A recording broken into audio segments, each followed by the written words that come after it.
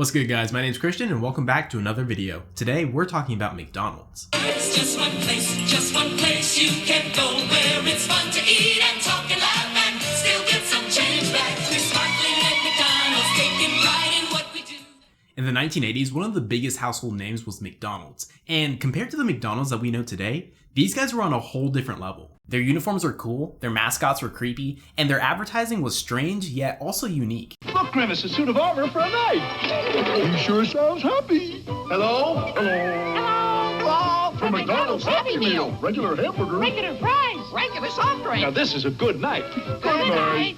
And in 1988, they thought, you know what? We're not selling enough Big Macs. So they decided to make one of the most visually scarring movies of all time, Mac and Me.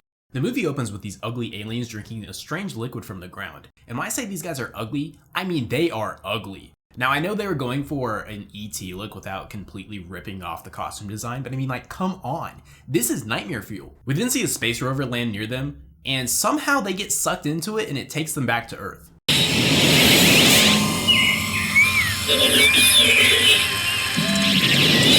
When they get to the space station, the aliens are able to break out of the rover and they completely destroy the place. And in this scene, we get a really good feel for how terrifying these things really are. Stay back. Stay away from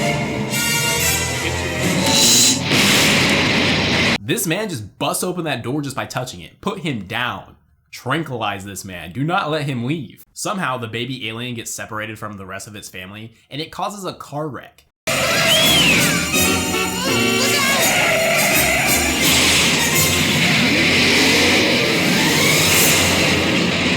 Whoever's in this car, they just died. And this little alien doesn't feel any remorse whatsoever. We are then introduced to the main characters of the movie, Michael, Eric, and their mom. Now, they're currently in the middle of moving from Illinois to California, and for some reason, the little alien thinks it would be a good idea to sneak into their van. And the first thing this little bastard does is steal Eric's Coca-Cola. Wonder what they were looking for. Omelets with eyes. In the next scene, the family makes it to their new home in California. As they're moving in, the little alien sneaks into their house and not a single person notices. And in the next scene, we find out that the alien has the ability to control electricity, so he starts messing with Eric. He powers up Eric's remote control car, even though there's no batteries. He powers up the TV, even though it's not plugged in. And at this point, Eric starts to notice that something's going on, and his suspicion increases when he hears the shower turn on, just to find out that there's no one in the bathroom.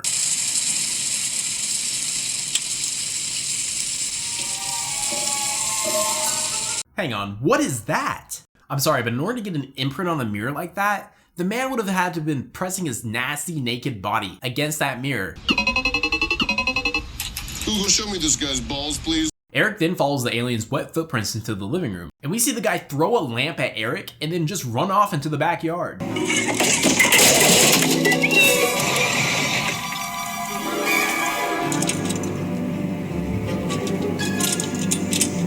That night, as everyone is sleeping, we see the alien in the backyard trying to communicate with his family. And the way that they communicate is they cup their hands like this and they whistle into the sky.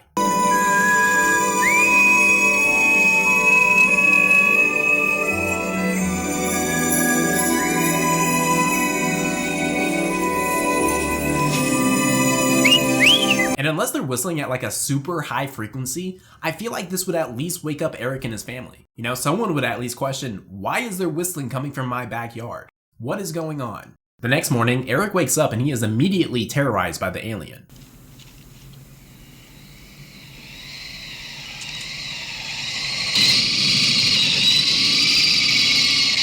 He then sees that the alien turned their living room into their backyard, and for some reason, the mom thinks that Eric did this. Eric, what have you done? I didn't do it, Mom. How? The man is in a wheelchair. You think he would be able to drag that deer in there?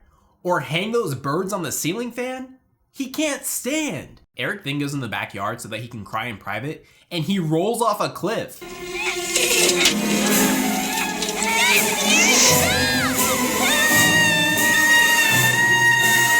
Why would you buy a house that has a cliff in the backyard? You know that your son's in a wheelchair. You should at least mention this to him. As Eric is on the verge of drowning, the alien jumps in the water and saves him. That night, Eric sets traps around the house so that he can catch the alien. But what kind of traps does he set? The man sets cups of Coca-Cola around his house, and seconds later, The alien is drinking the Coke, and with the help of his neighbor, they're able to trap him in a vacuum cleaner, and we get one of the most beautiful scenes in the entire movie.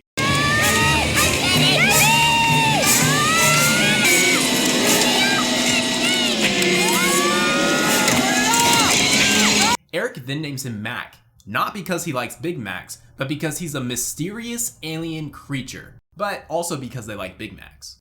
Why don't you stop by for a Big Mac? You know what I feel like?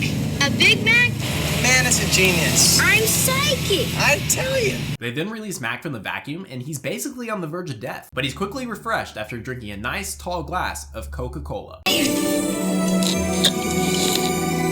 is unreal. This is incredible, guys. This must be like what they drink on their own planet. The next morning, Eric and Michael wake up to find that Mac cleaned the living room, replastered the wall, and fixed the door. And when their mom comes out to thank them for cleaning up, Michael says this. Think about it. Would we do something like this? Yeah, right, Mom. You think us, your filthy children, took the time out of our day to clean the living room? As if. It then cuts to a very dramatic scene of Mac's family in the desert.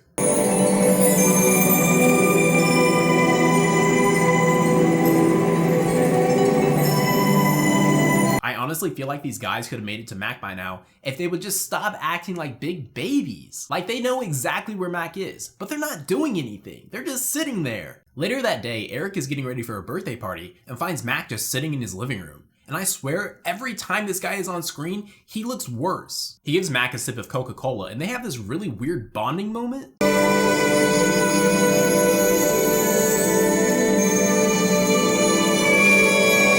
Eric notices that the agents from the space station have been staking out their house, so he decides that he's gonna take Mac to this birthday party disguised as his teddy bear.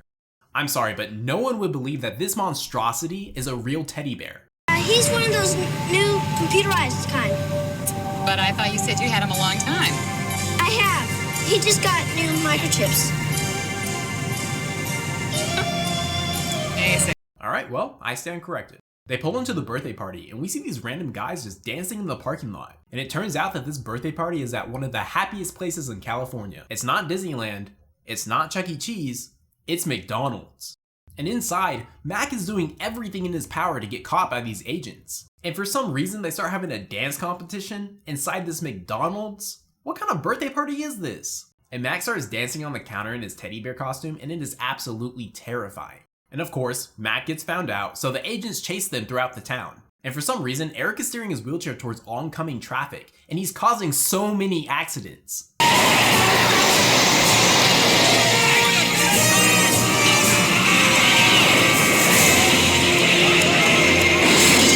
And then they trash a department store.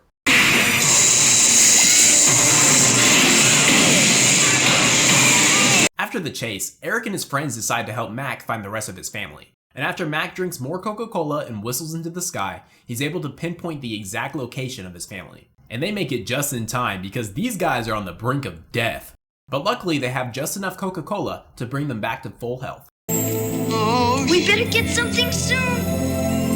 We're Mac's friends. Yeah, maybe you should just leave this guy here because he is a menace. They then put all the aliens into the van so that they can take them to an undisclosed location. I think they forgot to add that part in the script, so I'm just gonna assume that they're on their way to McDonald's. On their way to McDonald's, they stop to get some gas and these ladies pull up beside them. At first the aliens are acting all friendly until the lady goes to take a sip from her soda and the dad alien breaks the window so that he can steal it from her. Don't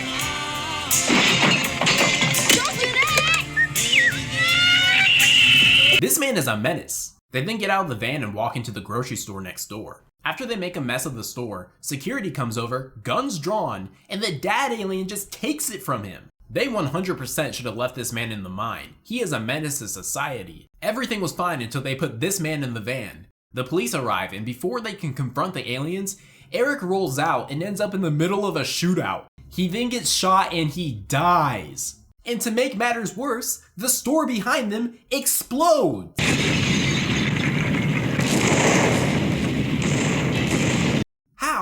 How did this happen? All I know is that every single person in that store is dead, and it's this guy's fault. The aliens then wave their pretty little fingers all over Eric's body, and they bring him back to life. And because they brought Eric back to life, in the next scene, we see these guys being sworn in as US citizens. This doesn't make any sense. None of this makes sense. Also, why is Eric still in a wheelchair? You're telling me that these aliens can bring someone back to life, but they can't fix Eric's spine? That's disrespectful. The aliens also somehow learn how to drive. We then see the words "we'll be back" pop up on the screen, which luckily for us is a lie, because we never see these guys ever again. And that's the end of the movie. Now, I think that this movie is proof that making a movie just to promote your product or company just doesn't work, because people don't like being sold to. If I'm gonna watch a movie about aliens, I don't wanna have to listen to the main characters talk about Coca-Cola and Big Macs for an hour and a half. Now, the budget for this movie was $13 million, and they had a worldwide return of $6.6 million. Which means that they lost $6.4 million making this movie. And if you ask me, that's just not worth it. However, they didn't learn from their mistakes, because 10 years later, they released The Wacky Adventures of Ronald McDonald, which also tanked. Well, that's it for today's video. If you think that this movie needs a sequel, let me know in the comments and I'll get started on production. And if you liked the video, go ahead and leave a like and subscribe, and I'll see you guys next time.